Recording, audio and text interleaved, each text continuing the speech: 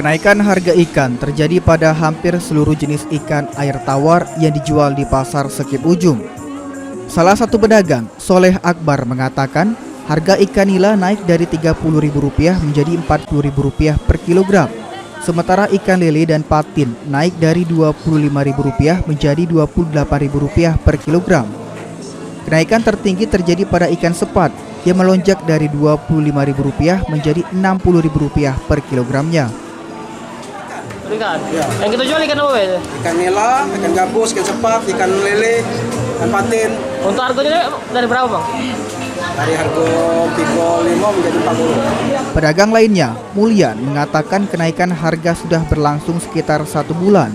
Menurutnya, kondisi ini bukan disebabkan musim kemarau maupun stok ikan yang berkurang, melainkan meningkatnya permintaan sejak program makan bergizi gratis kembali berjalan. Masa penjualan sini sebenarnya jauh nurun sebenarnya.